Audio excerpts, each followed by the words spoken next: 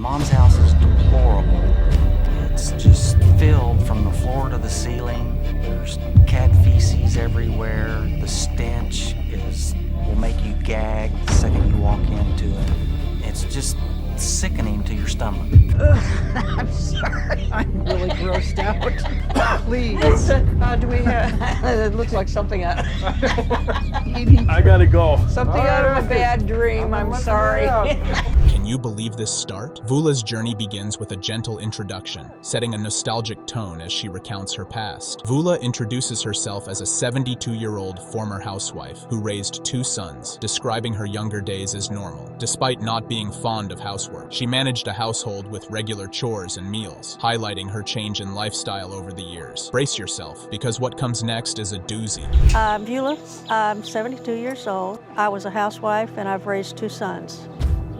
David is my oldest son, and 9 years later I had Stephen. Here comes the shocker. The state of Vula's house is absolutely jaw-dropping. David, Vula's son, describes the deplorable condition of his mother's house, filled from floor to ceiling with clutter and cat feces, producing a stench that gags visitors immediately upon entry. He expresses dismay and concern for his mother living in such unhealthy conditions. The next part will definitely ruffle some feathers. Just you watch. My mom's house is deplorable. It's just filled from the floor to the ceiling, cat feces everywhere. The stench will make you gag the second you walk into it.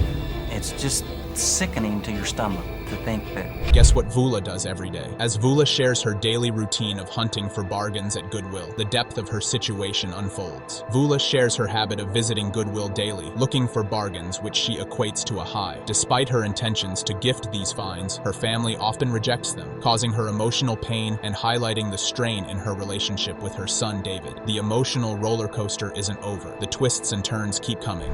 I could go to Goodwill every day of the week, and every day of the week it's different. I'm not quivering, but this is one I've never seen before. She's always looking for that bargain. That's kind of interesting.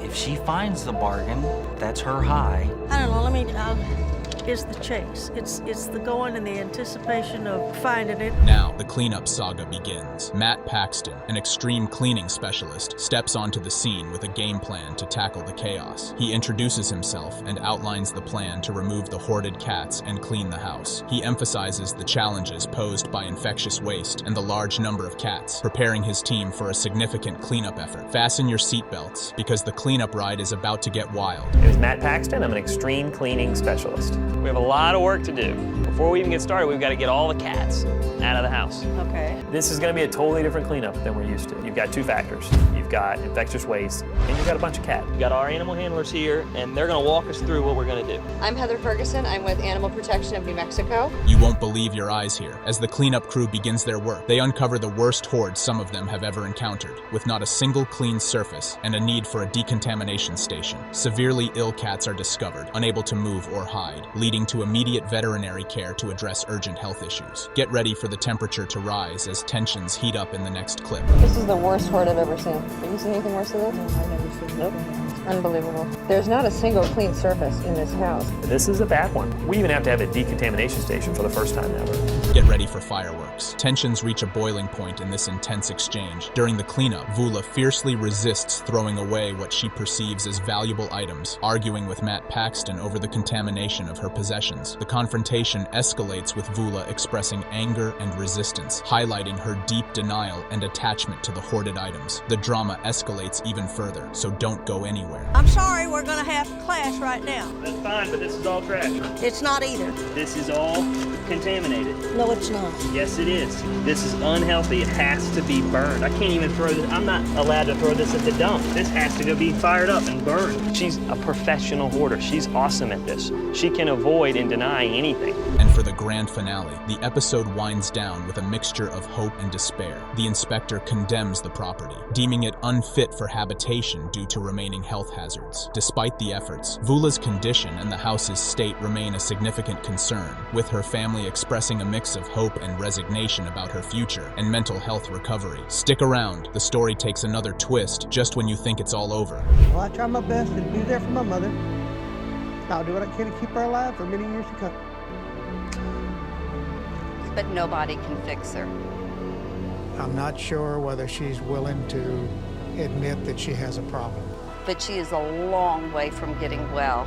I have no sense that she is really going to recover from this illness. Can you believe it all starts with an onion? At this early moment in the video, Jill is seen casually interacting with an onion, setting off the beginning of her epic saga with hoarding food items. This brief scene nonchalantly lays the groundwork for a wild journey into her life. Brace yourself, it's about to get bumpy. Onion. My name is Jill, and I'm 60 years old. I've been a messy person all my life. What we just glimpsed was more than a simple hello. Jill introduces herself, mentioning her age, and giving a brief backstory about her lifelong struggle with messiness. This provides us a personal peek into Jill's life, framing the narrative of her chaotic challenges. Buckle up, the revelations get juicier. I was shocked. I was just shocked. I was horrified. We were supposed to be eating a meal and there was no place to eat. Oh, that's where my scale is. We were supposed to be cooking a meal, there was no place to cook. There was no place to wash dishes. Did that confession just make you drop your popcorn? Jill confesses to hoarding food, explaining her guilt over wasting anything that might still be useful. This reveals the tangled web of psychological reasons behind her hoarding behavior. Coming up, witness the duct tape solution to modern problems. Severely to the point now where I want to always have a choice. Oh, find a lid. My name's Aiden Madigan. I'm Jill Madigan's son. Ever thought duct tape could fix a freezer? Jill describes using duct tape to keep her overstuffed freezer shut, showing us the extreme lengths she goes to manage her hoard. This indicates just how severe her situation is. Next up, her sister weighs in, and oh boy, she's not holding back. When you don't have money to buy them. Hazelnut flour. Wow. Oh, I didn't know they made spaghetti from corn. Zen cube. I have this difficulty with resisting sale prices. It's truly something when your own sister is spooked. Kathy, Jill's sister, shares her alarm over the state of Jill's house, emphasizing the downright scary and unsanitary conditions. Kathy's concern adds a layer of urgency to the situation. Watch as another visitor steps in and nearly loses it. I believe that if things have been kept cold and if they're not puffed up, they're just fine. What are you going to do with sour cream? What's going to go wrong with that? Is it going to go sour? Yeah, there's still a very good meal there, so it'll taste good. Imagine walking into a house with no room to sit. A visitor expresses shock and horror upon seeing Jill's home, where there's no space to cook or eat due to the clutter. This reaction underscores just how Jill's hoarding affects her daily life. Up next, we dig into Jill's past and find out what's cooking. It's an odd pumpkin. I've never seen one quite like this before, and if I can grow some, that would be neat. Okay. The kitchen is what I'm really concerned about. Just the pure magnitude of the amount of food in the kitchen that all needs to be tossed out. Here comes a backstory with more twists than a pretzel. Jill talks about her past struggles with poverty that now fuel her hoarding habits, explaining her need to always have choices in food. This backstory gives us insight into the emotional triggers of her hoarding. Stick around. Her son's take is a real eye-opener. Free-range chicken broth Right. yet, but November of 08. That's- Can we let that go? No, that's something that I would be able to use. Well, we have, It's not puffy, it's expensive, I don't have the money to replace it. Ever wonder what it's like growing up in a hoarder's house? Aiden Madigan, Jill's son, is introduced, and he shares his candid thoughts on Jill's hoarding and their living conditions. This adds a deep familial layer to the narrative. Next, we dive into Jill's irresistible urge to shop till she drops. My thought is that you have a blind spot. My thought is that you're falling into one of your hoarding habits. Clutter is the symptom, hoarding is the disease. If all we do is tackle clutter, if all we do is remove things. This part will make you rethink every sale sign you've ever seen. Jill explains her magnetic attraction to sale items, highlighting her compulsive shopping habits. This moment reveals the triggers that worsen her hoarding tendencies. But hold on, professional help is on the way, and it's a game changer. On that side of the shelf is going to be bad. Throw that butter, throw that cottage cheese. Farina, that I will keep. how long have you had this? I don't know. When there are bugs in it, which is what happens to them, there are little crawly marks that go in here. That's how you can tell whether it's got bugs. Did someone call for backup? Dr. David Tolan and Brendan McDaniel, pros in psychology and organizing, respectively, lay out their strategy to help Jill clean up her act. This marks the intervention phase of the episode, setting the stage for some serious clutter busting. You won't believe the state of her house. Coming up next. Ricotta cheese is frozen solid. What's and- your rule? Talk us through it. Okay. What's your logic? Well, my logic is that when stuff's frozen, it expires slower than it would when it was not frozen. Well, this was, the date on this is January of '07. Oh my God. They said it might be the worst house they've seen. Yikes. Jill and the professionals assess the chaos of her house, noting it as possibly the worst they've encountered. This comment really sets the bar for the extremity of Jill's hoarding. Next, we take a harrowing tour of the kitchen. Viewer discretion advised. Might there be something irrational? You know, I know that you're right about some of it, and I'm throwing out things that I've kept in there for a long time. Some of them are no-brainers, but some of them are things that I had to really look at them before I could find some good reason to throw them out. What's going on with that? Ready for a kitchen nightmare? The focus shifts to the kitchen, where the true extent of Jill's hoarding is laid bare with graphic descriptions of rotten and expired food. This part of the video is critical as it highlights the direct health risks of her situation. Up next, a pivotal discussion on behavioral changes that might just make you clutch your pearls. I'm sorry. I'm really grossed out. Please. It's, do we have, it looks like something out, I gotta go. something out of a bad dream. I'm sorry. This looks like residue of the meat that was not completely frozen. Get ready for a deep dive into the psychology of hoarding. A crucial conversation unfolds about the need for behavioral change versus the tendency to hoard to save money. This dialogue is essential for understanding the complex mental struggle involved in hoarding. Don't miss the emotional roller coaster up next. It's a tearjerker. It was so disgusting. My God. And there's stuff that was in that drawer that she's still examining. saving. I know. She gave me this package of cheese that had been sitting in that dripping stuff, and she wanted me to look for a date on it. Something is off your old way of doing things. Right. Your old way of thinking about things. It is self-destructive as hell. Feeling emotional yet? Watch as Jill makes the tough decision to throw out expired items, marking a poignant moment in her journey toward recovery. This scene is key as it shows Jill taking baby steps to reclaim her life. Stay tuned. The story takes an even more dramatic turn shortly. All right, thank you. I mean, As soon as you open up. it's been hard. I know I need to change in order to get the life that I want. The yogurt, we'll just let it go. It's all gone. Okay. Take it away. Leave it there, Jane. Don't take it that Jane. Okay. Each of these moments provides a hilariously detailed and occasionally poignant look into Jill's struggle with hoarding, framed by personal insights and professional interventions. Keep watching. The saga of Jill's transformation continues to unfold in ways you won't expect.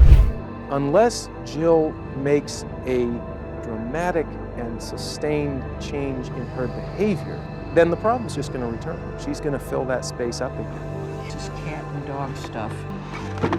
This is good stuff. Yeah, this is good stuff. Can you believe someone lives like this? Melinda introduces herself as a 33-year-old teacher who, along with her mother and sister, is practically swimming in clutter. She describes the first impression of their home as one filled with boxes and bags stacked to the ceiling. This introduction sets the stage for a deep dive into the chaotic world of hoarding. Brace yourself because it's just the tip of the iceberg. My name is Melinda. I'm 33 years old and I'm a teacher. I live here with my mother and my younger sister. When you walk through the front door of our house, the first thing you're going to notice is the fact there's just clutter everywhere.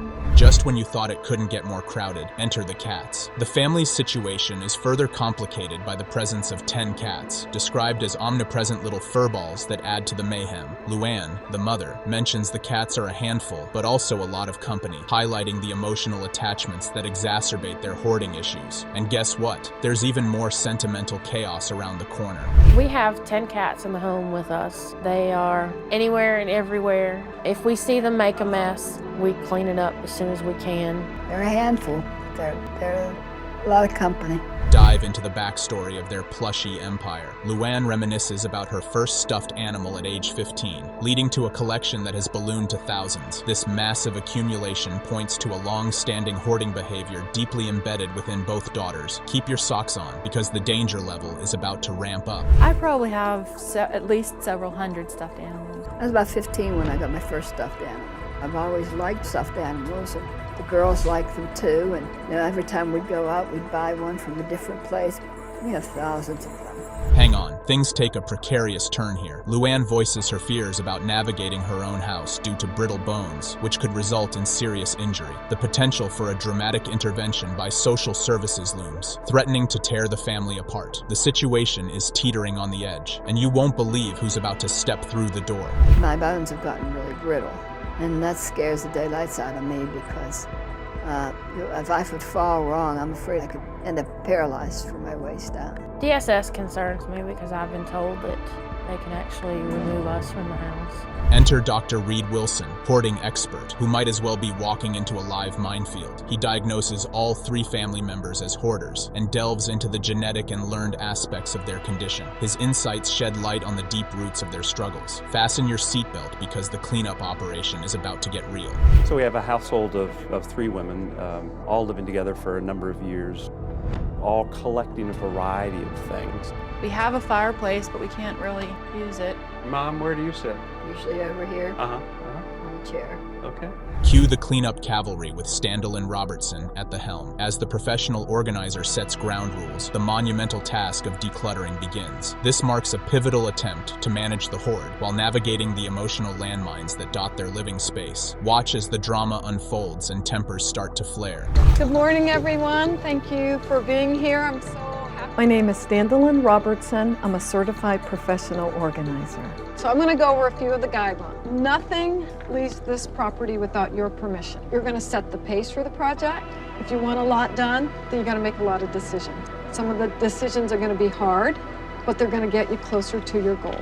Things heat up as the cleanup tests family bonds. During the process, disagreements erupt over how to handle their possessions, showing just how emotionally charged and complex hoarding can be. Each decision sparks potential conflict, reflecting years of accumulated habits and feelings. Stay tuned, because the emotional roller coaster is just picking up speed. I mean, the empty, are you saving, like, is there a coupon or something you're saving? Because I'm seeing these just thrown in a lot of places. No.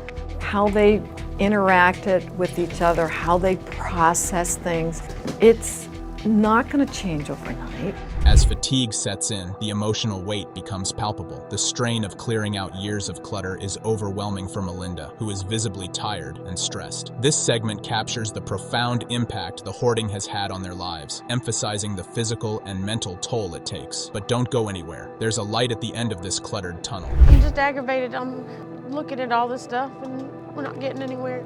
Stuff coming out of Mom's room, going to the dining room, I gotta go through it. It's not all gonna be accomplished today. They're carrying the weight of this stuff around on As the final cleanup wraps, a flicker of hope emerges. The family starts to see the benefits of their hard work, discussing strategies to keep their space livable. The need for ongoing support is clear, pointing to a long road ahead in their battle against hoarding. They're not out of the woods yet, but there's a sense of accomplishment in the air. There's a lot to do yet, but I mean, we have really made a big difference. Aftercare will be very important here. They really need to work with the therapist and work through, and this will be a lifelong struggle for them. If they get no reinforcement out of this, either from each other or from somebody else who's an objective observer to come in, no, it'll be back to a mess. Buckle up for this wild introduction. Nora, a retired school teacher, confesses her uncontrollable habit of accumulating containers, admitting she has thousands that she uses to try and stay organized. She also reveals her compulsion for buying books, rationalizing it as a better addiction than others, though still problematic. If you think that's something, just wait until you hear her daughter's side of the story. I have an infinite number of containers. I can't keep count. I really like things organized, and I just keep buying containers now to do that with. I have lots of things for cooking and scrapbooking and crafting. things I used at school. You might need a minute to process this next bit. Jennifer, Nora's daughter, shares her perspective on her mother's hoarding. She describes the physical state of Nora's home, filled with stacks of containers that make navigating the space nearly impossible. The cluttered environment strains their relationship, especially when Nora insists on controlling the cleanup process. But hold on, the emotional roller coaster is just getting started. I'm Jennifer, and I'm Nora's daughter. My mom has thousands of containers in her house and in her storage building. I have seen the stacks get higher. Get ready for a heart-tugger. Nora recounts the losses of close family members in 1997, which significantly altered her behavior. To cope with loneliness and grief, she turned to compulsive shopping, often visiting stores at night to avoid being home alone. Next up, see how this all spirals into family drama that's too real. My grandmother passed away. In November of '97, I moved out and moved into an apartment. In December of 1997, my father passed away. And at that point, things were totally different with her. Things are about to get heated. Jennifer compares her mother's shopping addiction to substance abuse, highlighting the severe impact it has on their lives. She expresses deep concern over their deteriorating relationship, warning that without significant changes, their bond might be irreversibly damaged. Fasten your seatbelts. The experts are about to make their grand entrance. She was a teacher. She went shopping during school hours. Unfortunately, I was gone most of the day, and while I was gone, a child got hurt. And she was not there, and therefore got fired the very next day. If my mother does not get the help and address the hoarding and the compulsive shopping and the over-organizing, here comes the cavalry. Dorothy Breininger and Dr. Robin Zasio, professionals specializing in hoarding and OCD, arrive to help Nora. They emphasize the tough decisions Nora will face as they prepare to tackle the overwhelming number of containers in her home. Brace yourself. The first cleanup attempt is a doozy, and it's up next. Dorothy and I are a team to remind you, it's either your family or your stuff. Your face is worth 1,000 words right now. Talk to me. It's just been so long. I'm ready to have her back. I want her to be a part of my kid's life. Watch as the cleanup begins, and oh, is it a bumpy ride. During the first cleanup session, Nora struggles to part with her belongings, particularly her books. Despite the support from experts, she finds it extremely difficult to let go of items, with only a few things discarded after much hesitation. Up next, watch as Nora hits an emotional wall that will have you yelling at the screen. Stuff you're keeping? Yes. These are cookbooks? Let me take your cookbooks. These keep? Thank you, yes. And this is all stuff you're saving here too? Yes. And this? And this yes. as well? And what about this stuff here? Yes. This stack right here? Grab your tissues. This part's a tearjerker. A critical moment occurs when Nora, overwhelmed by the process, suggests abandoning everything. This extreme reaction highlights her difficulty in managing her emotions and making rational decisions about her possessions. Just around the bend, a confrontation unfolds that will make your jaw drop. Daddy would not want you living like this. I don't You want... can't live, Mama. You cannot live like this. You have got to get the stuff out. Okay, well then let's get everything out. When we pushed her, which made her feel uncomfortable, she went to the extreme end and basically said, throw everything away. I'm not going to make a decision about anything. We're not going to do what's anything. important. Time for a reality check. A confrontation arises as Nora resists the help being offered. She faces a stark choice between her relationships and her hoard. Her daughter pleads with her to prioritize their relationship over her compulsive need to keep things. But wait, the climax of their efforts is just up ahead, and it's as tense as it gets. more that I can do. There's nothing more anybody can do. This is your stuff, and we want you to make good decisions.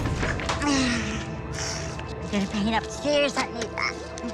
She will be buried in this house because that's all that she's gonna have. I can Victoria, I'm getting Christmas. I wanted to buy that Southern Lady magazine. Can you believe this chaos? In a last-ditch effort, Nora attempts to donate a significant portion of her items, but the progress is minimal. The experts and her daughter express frustration and disappointment at the scant results after much effort. But don't go anywhere. The reflective ending is coming up, and it's a thinker. And lots of schools I can give them to. Right, and we have a donation truck ready to go to take them to...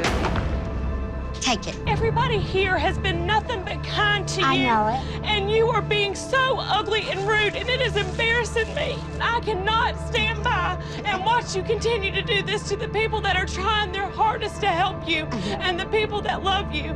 As we wrap this up, ponder the gravity of it all. The episode concludes with a somber reflection on Nora's minimal progress and her uncertain future. Her daughter laments the lost opportunity for a fresh start and fears that her mother's hoarding will ultimately isolate her completely. This chapter closes, leaving us all wondering what's next for Nora and her family in this tangled mess. My mom definitely let me down because I thought this was a new beginning, a new chance.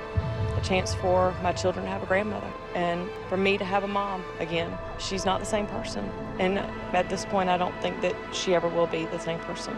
I think that she's happy with what she has. And I think that that's the way I will find her one day is in her stuff.